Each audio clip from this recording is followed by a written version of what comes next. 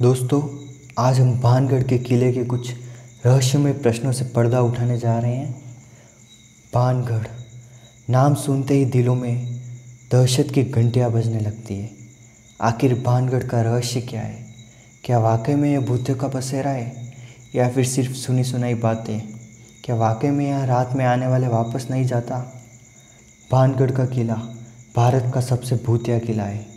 यहाँ पर रहने वाले लोगों का कहना है कि इस किले में रात को किसी के रोने की तेज़ आवाज़ें सुनाई देती है तथा पायल की आवाज़ें सुनाई देती है और घुंघरुओं की गूंज भी सुनाई देती है। और इसी कारण भानगढ़ के किले को सबसे भूतिया किला कहा जाता है।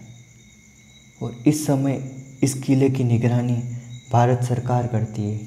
इस किले के चारों ओर सर्वे और इंडिया की टीम रहती है और सूर्यास्त के बाद इस इलाके में किसी भी व्यक्ति के रुकने की मनाही है। और रहस्यमय घटनाओं के कारण इस किले को भूतिया किला घोषित किया। तो आइए दोस्तों, देखते हैं अब भानगढ़ किले से जुड़े कुछ रहस्यमय, अनदेखे, अनसुने भूतिया प्रश्न। भानगढ़ का किला भारत के राजस्थान राज्य के अलवर ज़िले में स्थित है। भानगढ़ किले को सन 1573 ईस्वी में बनाया गया था। इसे राजा मानसिंह ने बनाया था और इसे मानसिंह ने अपने छोटे भाई माधव सिंह के लिए बनवाया था। और यह किला बहुत ही विशाल आकार में बनवाया गया था। यह भानगढ़ के बसाने के 300 साल तक फलता फूलता रहा। तो आइए दोस्तों, देखते हैं भानगढ़ किले का इतिहास क्या कहता है। भानगढ़ किले का इतिहास कहता है कि भानगढ़ की राजकुमारी रत्नावती बेहद ही खूबसूरत थी और उनकी खूबसूरती एक तांत्रिक की मौत का कारण बनी, क्योंकि तांत्रिक राजकुमारी से विवाह करना चाहता था और राजकुमारी से विवाह नहीं होने के कारण उसने अपने जीवन लीला समाप्त कर ली। मरने से पहले भानगढ़ के तांत्रिक ने श्राप दिया कि इस किले में रहने वाले सभी लोग जल्द मर जाएंगे और ताउम्र उनकी आत्माएं किले में भटकती रहेगी। उस तांत्रिक की मौत के बाद भानगढ़ और अजबगढ़ के बीच युद्ध हुआ, जिसमें किले में रहने वाले सारे लोग मारे गए।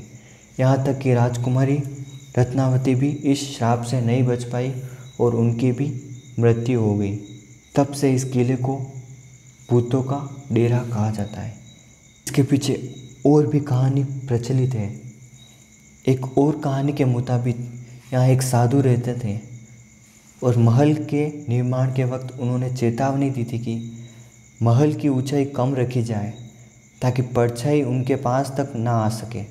लेकिन बनाने वालों ने इस बात का ध्यान नहीं रखा और अपनी मर्जी से महल बनाया। साधु ने गुस्से में श्राप दिया, जिससे भानगढ़ तबाह हो गया। और इसके पीछे एक तीसरी प्रचलित कहानी यह है कि 1720 में भानगढ़ इसलिए उजड़ने लगा क्योंकि यहाँ पानी की कमी थी और अकाल पड़ा था, जिससे भानगढ़ पूरी तरह उजड़ गया। दोस्तों, इन्हीं कहानियों के कारण भानगढ़ के किले को भूतिया किला कहा जाता है और भारत सरकार ने इसे भारत का सबसे भूतिया किला घोषित किया गया है।